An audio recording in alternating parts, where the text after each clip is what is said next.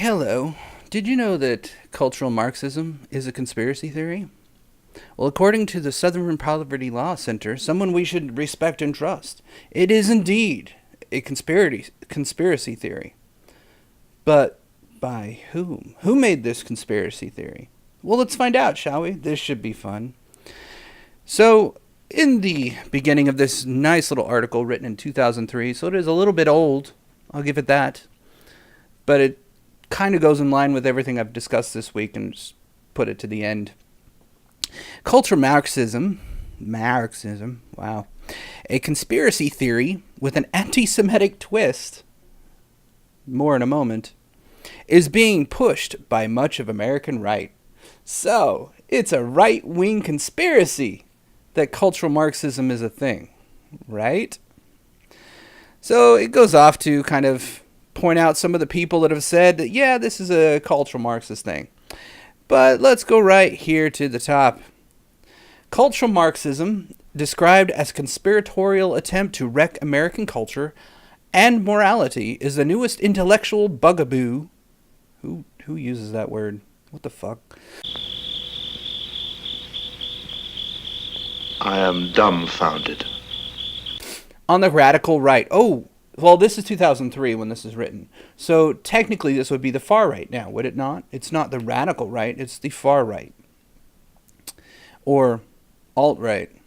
Which one is it? Because from 2003 to 2015, I guess, is the evolution of the far right to the alt-right. Somewhere around there. Well, we can guarantee it's one of those crazy bastards, right? Surprisingly, there are signs that this bizarre theory is catching on in the mainstream. I wonder why. Here's the fun part. Here's where it's going to get interesting. You ready? The phrase refers to a kind of political correctness on steroids, a covert assault on the American way of life, and that allegedly has been developed by the left over the course of the last 70 years. Those who are pushing cultural Marxism, the cultural Marxism scenario, aren't merely poking fun at the PC excesses of the People's Republic of Berkeley. People's Republic of Berkeley. Right. Or the couple of American cities whose leaders renamed manholes to person holes in a bid to root out sexist thought, because that'll work. Right-wing ideologues, racists, and other extremists have jazzed up political correctness and repackaged it in its most virulent form as an anti-Semitic theory that identifies Jews in general and several Jewish intellectuals in particular as nefarious, communistic destroyers. These supposed originators of cultural Marxism are seen as conspiratorial plotters intent on making Americans feel guilty and thus subverting their Christian culture. Very interesting. I'm curious. Those that founded the Frankfurt School, were they Jewish? I have no idea, to be honest. It'd be interesting if somebody in the comments would let me know if they are actually indeed Jewish. It's not something I'm going to bother looking up, because damage done. It was 70 plus years ago when they did land where I'm going to get to in a second. Yes, in a nutshell, the theory posits that a tiny group of Jewish philosophers who fled Germany in the 1930s and set up shop at Columbia University in New York City devised an unorthodox form of Marxism that took an aim at society's culture rather than its economic system. Did that really happen? Because I'm really seeing in the feminists, the gender studies, the women's studies, the critical theory, the critical race theory, and so on and so forth, direct references to Marxism. In particular, I've read a few articles lately that pretty much say that some of these things that they've covered are not Marxist enough, amazingly. So, yeah, there was some idiots at Columbia University that actually gave this an opportunity to flourish, and now we have feminism that is Marxism. The theory holds that these self-interested Jews, the so-called Frankfurt School of philosophers, tried to convince mainstream Americans that white ethnic pride is bad. The news at 11 continues with a disturbing story out of Montgomery County. Students found flyers taped up at a high school that say it's okay to be white. And now there are some racist online threats connected to them. Here's Stephanie Ramirez. Here's what's going on. Yesterday, these flyers were posted to at least two different locations, the University of Maryland and Montgomery Blair High School in Silver Spring. The high school even caught the poster on surveillance video.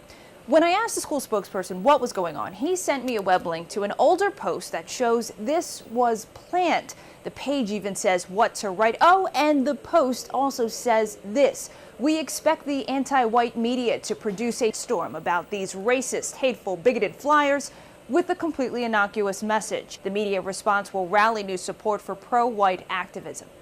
Well, this did upset a University of Maryland student who tweeted the flyer with her own message. And being on social media, she got a flood of responses, but she says this also included death and rape threats. So now police resources are involved. Prince George's County Police Department, they're investigating. Montgomery County Police are aware of it. And their parents, well, they're over it. Just evil motivation, and just go back into your hole. The high school's principal says this was posted to 10 exterior doors to the school and that this appears to be a concentrated effort to foment racial and political tension. Stephanie Ramirez, USA 9. That sexual liberation is good, and that supposedly traditional American values, Christianity, family values, and so on, are reactionary and bigoted. So if, like us, your family and friends are always pestering about when you're gonna have a kid, and you're like, better not, here's some scientific evidence as to why you probably shouldn't have a kid. With their core values thus subverted, their theory goes that Americans would quick to sign on to the ideas of the far left. Interesting. And they go on. The term cultural Marxism is clearly intended to conjure up xenophobic anxieties, but can a theory like this, built on the words of long-dead intellectuals who have little discernible relevance to normal Americans' lives, really fly? As bizarre as it might sound, there is some evidence that it may. You don't say. I'm interested only in dialectic, which does mean I listen to you and you listen to me. We don't care what terms you want to speak on. This is not about you. I'm talking about this is all about him. On terms of white privilege. This is not a discussion. You have lost that one. From PC to cultural Marxism. The very idea of political correctness, the predecessor of the more highly charged concept of cultural Marxism, was popularized by the mass media in the 1990s, highlighted by a 1991 speech of the first President Bush, in which he warned that if free speech is under assault throughout the United States. By the end of 1992, feature stories on the phenomenon that appeared in Newsweek, New York Magazine, New Republic, Atlantic Monthly, and the New York Review of Books. The Wall Street Journal, whose editorial writers had recklessly pilloried? Yeah. Recklessly pilloried a University of Pennsylvania academic as the personification of political correctness, said it posed a far worse threat to intellectual freedom than McCarthyism. In the pages of the Washington Times, Heritage Foundation scholar Lawrence Jarvik wrote angrily that stormtroopers were attacking Western culture.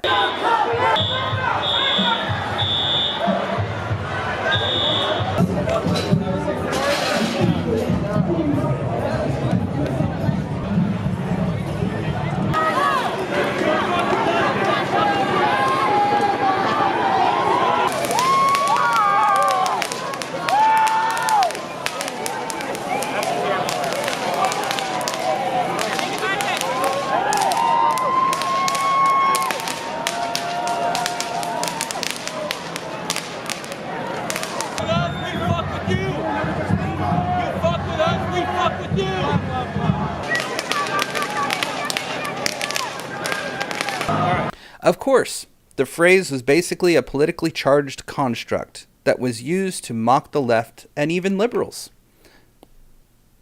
Really. So it didn't happen? It really didn't happen? Are you sure about that? Should I play that clip again? I could play that clip again. I mean, it is fast forward about 10, 15 years from this article, but I think this guy needs a clue. Of course, the phrase was basically a politically charged contract. I just read that. What am I doing? Challenges to gender bias, efforts to diversify the nation's universities, and similar policies were dismissed as attempts to turn the universities into gulags under the thumb of left-wing thought police. Really? So the thought police don't exist? So bringing something like that up in class, not critically, and I understand that you're trying to It was critical. No, I introduced it critically. how so? Like I said, it was in the spirit of debate. Okay, in the spirit of the debate is slightly different than being like, okay, this is like a problematic idea that we want to unpack. But that's taking sides. Yes. Like, it's taking sides for me to be like, oh, look at this guy. Like, everything that comes out of his mouth is BS, but we're going to watch anyway. Okay. So I understand the position that you're coming from and your positionality, but the reality is that it has created a toxic climate for some of the students. How many? It's great that... Who? Like, how many? Okay. One? May I speak? I have no concept of like how many people complained, like what their complaint was. You haven't showed me the complaint. Yes, I understand that this is upsetting, but there's also confidentiality matters. The number of people is confidential? Yes. Yeah. Is one or multiple students who've come forward saying that this is something that they were concerned about and that it made them uncomfortable. If this is, for example, a trans student, this is basically debating whether or not a trans student should have rights within one of their classes. And that's not something that is really acceptable in the context of the kind of learning environment that we're trying to create. It would be the equivalent of debating whether or not a student of color should have rights or should be allowed to be married. Do you see where how this is not something that's intellectually neutral, that is kind of up for debate? This is the Charter of Rights and Freedoms. But it is up for debate. But you're perfectly welcome to your own opinions, Mm-hmm. but when you're bringing it into the context of the classroom, that can become problematic. The term was used as an attack to the ideas while avoiding the discussion of their merits. I'm pretty sure Marxism has no merits. It's destroyed quite enough already, I think. It is a prey upon tribalism to make us fight each other. Man versus woman, race versus race. Gender versus gender. Whatever your flavor may be. Marxism has been and is developed to pit two groups against each other based on demographics. That is the cultural Marxist way. But it may be William Lind, who has long worked at the Free Congress Foundation that his ally Paul Weyrich founded, who has done the most to define the enemies who make up the so-called cultural Marxist. So-called. They are. Ultimately, this enemy has come to embody a whole host of Lind's bêtises noires. Yes, feminists, LGBT people, secular humanists, multiculturalists, sex educators, environmentalists, immigrants, black nationalists, and the ACLU. No way. And the hated Frankfurt School philosophers. Little icing on the cake there. They're not a problem at all, right? In July 1998, Lind told at a conference of the right-wing watchdog group Accuracy in Academia that political correctness and cultural Marxism were the totalitarian ideologies that were turning America's campuses into small, ivy-covered North Koreas, where the student or faculty member who dares to cross any of the lines set up by the gender feminist or the homosexual right activists, or the local black or Hispanic group, or any of the other sainted victim groups that it revolves around, will quickly find themselves in judicial trouble. Do you understand how what happened was contrary to. Sorry, Adrian, what was the policy? The gendered and sexual violence policy. Like, do you understand how? But sorry, what did I violate in that policy? So, gender-based violence, transphobia in that policy, causing harm to trans students by framing their identity as invalid or their pronouns as invalid. Or something potentially invalid. So I caused harm, which is violence. Under the Ontario Human Rights Code a protected thing, and also something that Laurier holds as a value. I wonder if that happened to anybody that's not in an Ivy League school.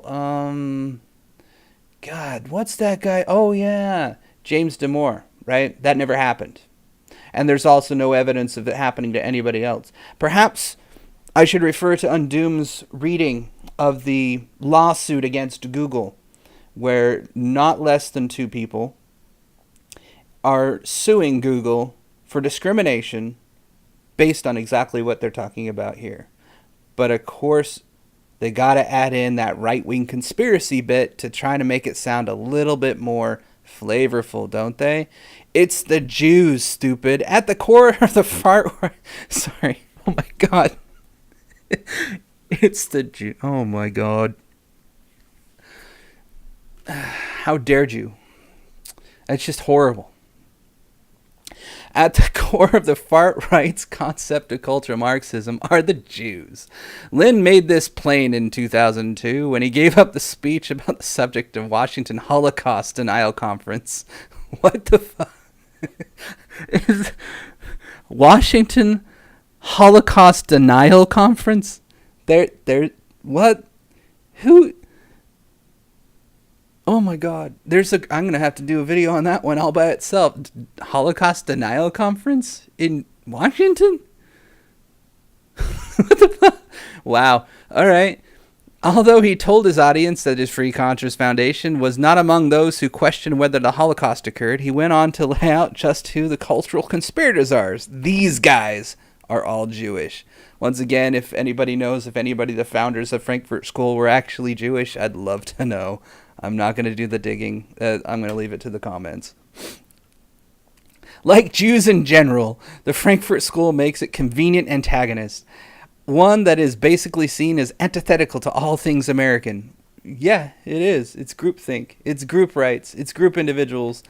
Well, actually, it's not even individuals. It's group against group. That's the core of Marxism. There are no individuals in group identities. I am a blank, blank, blank. Just like half the million people around here. We are all a collective. Join us. We love to walk between the rows. We must sacrifice them both tonight. Join us. Amos will satisfy him. We need the woman. She'll bring the man to us. No, he must be taken without her. We cannot remove her from this place. It is holy. Join us. He who walks behind the rose will decide your fate. Wow. The school says social psychology professor Richard Lightman of the Berkeley-based Wright Institute is a convenient target that very few people really know anything about. By grounding their critique in Marxism and using the Frankfurt School, making it seem like it's quite foreign to anything American, it takes on a mysterious cast that translates an incomprehensible anti-American foreign movement that only is interested in undermining the U.S. The idea being transmitted is that we are infected from the outside. Not everyone who uses cultural Marxism construct sees Jews in general at the center of the plot. That's news, and that's good. Let's find out. In a book by California State University Long Beach evolutionary biologist Kevin MacDonald, one of just 2 witnesses to testify on the behest of the Holocaust denier. I'm sorry, anybody that denies the Holocaust needs to be laughed at. They're fucking retarded. In a famous 2000 libel trial, makes plain that Jews in general are implicated in what is seen as an attack on the West. Jews are a fault for cultural Marxism. It's not the feminists marking on the street. It's not Black Lives Matter. It's not the Inquisition running around campus with baseball bats. No, it's the dreaded Jew. Fucking idiot. In the culture of critique, an evolutionary analysis of Jewish involvement in the 20th century, intellectual social movement. What? Who writes this shit? MacDonald says that while Jews are not guilty, the movements he attacks are indeed Jewishly motivated. What the fuck? Yeah, I'm going to skip past most of this because that is just stupid. Similarly, the Frankfurt School, described as advocating for sexual freedom, rebelliousness against family, and other radical ideas for Gentiles, even Jews themselves remain tightly cohesive to families. An idea that is tied lightly to Lynn's view of the Frankfurt School as attempting to undermine Christian America. Well, I'm all for undermining Christian America, but I guess I'm aligned with the Jews. What the fuck? McDonald seems like he's a real award winner when it comes to intellectual thought, doesn't he? Let's go down. Oh, is that him? Oh, that's Paul Rywerk, far-right political strategist. He strategizes. He looks... Never mind. I'll leave that one alone. As long as he leaves my children alone. Kind of creepy. Behind the attacks, the most significant institutional support for the theory of cultural Marxism comes from Wyrick Lind and the Free Congress Foundation. Lind writes that the FCF was first Washington-based conservative think tank to develop a new cultural conservatism aimed directly at the causes of American cultural decline. In 1987, the Foundation's first book was published, Cultural Conservatism Toward the New National Agenda. Next came Cultural Conservatism, Theory and Practice, an anthology of essays, all communicated in a videotape that attacked the Frankfurt School's political correctness dirty little secret. It does have a dirty little secret, that's for damn sure. I mean, even Hitler didn't like Marxism. So it's gotta be the Jews. God. Ryrick's role is significant. Over the past 3 decades, he has been instrumental in delivering many of the right's most influential institutions. He helped fund the Heritage Foundation, now one of the most powerful think tanks in Washington. Dun dun dun. He is the founder of American Legislative Exchange Council, a corporate-sponsored association of 100 conservative lawmakers, and he's helped establish 2 key conservative coalitions, the Reverend Jerry Falwell's Moral Majority, Pat Robertson's Christian Coalition a decade later. This guy's a winner. He signed with Pat Robertson and Jerry Falwell. Wow. That was probably the wrong direction to go if you wanted to fight Marxism. Just saying. At least he had it half right, I guess. Oh, shit. So, Rywick seems like a pleasant fellow, and they wrote quite a bit on him, but let's go down to the ripple effect, shall we? Over the years, the idea of cultural Marxism has picked up speed. An October 2000 campaign in Denver, Reform Party, presidential candidate Pat Buchanan accused Native Americans of attempting to block Columbus Day Parade of cultural Marxism. What? American history and heroes and Western civilization itself are under relentless attack, Buchanan told the Rocky Mountain News. The violence of this political correctness is nothing less than cultural Marxism. No fascist USA! No cops! No KKK! No fascist USA! No cops!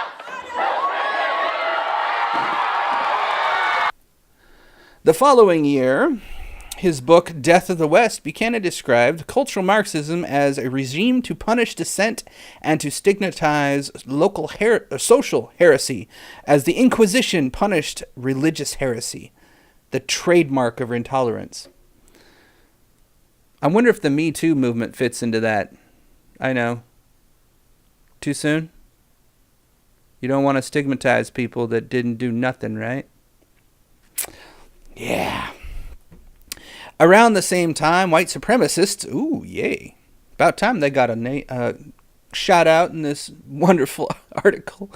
The Council of Conservative Citizens produced a video. Ooh, yay. The most of a carbon copy of the FCS video on the same topic called Political Correctness, the Frankfurt School Story.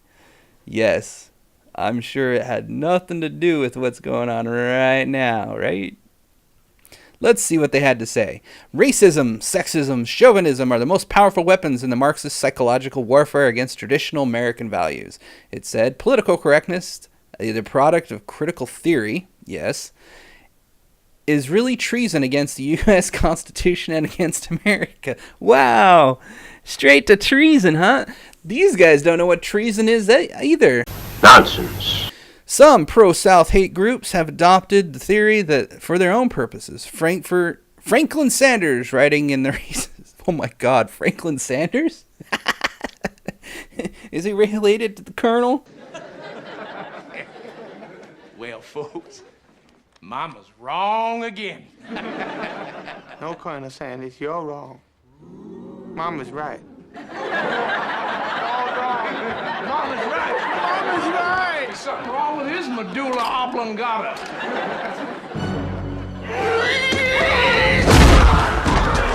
Frankfurt Sanders recently on the League of the South's webpage did not use the words cultural Marxism, but he did say that Marxists, by calling slavery the worst evil known to man, were really twisting reality to attack the South.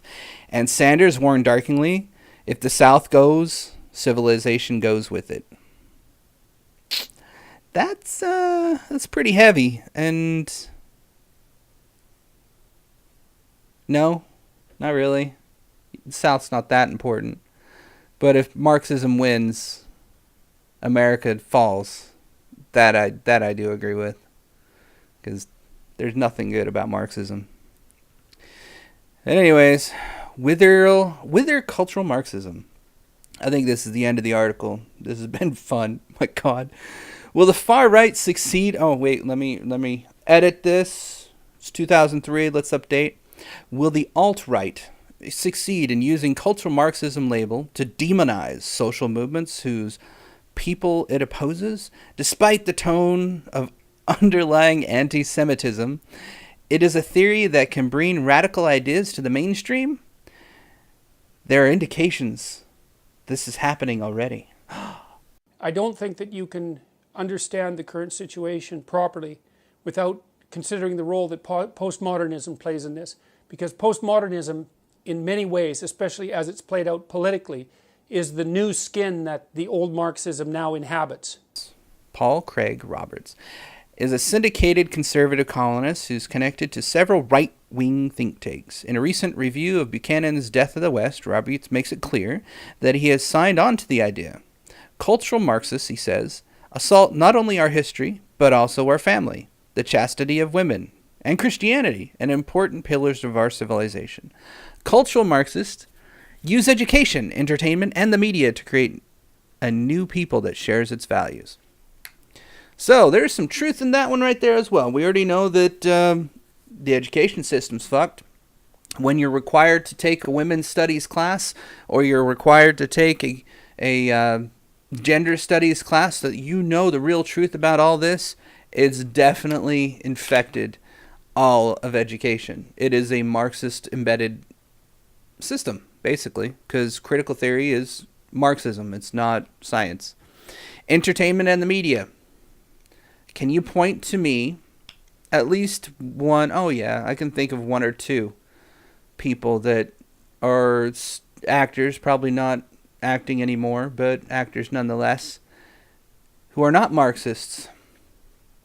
But the vast majority are. Just look at the Golden Globes. Remarkable and stunning.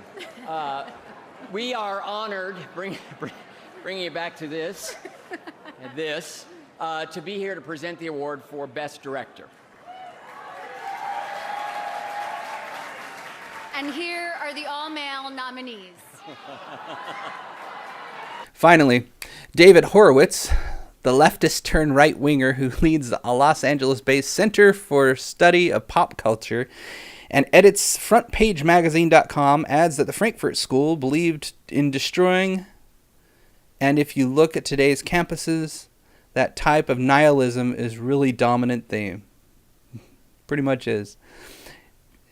Jim Kilber, a professional Southern literature at the University of Georgia, joined in recently. Kibler told a reporter that in spring he suggested that those who support the Confederate flag are racists, and the propagandistic cultural Marxist approach that is used by the newspapers, business, and New South proponents.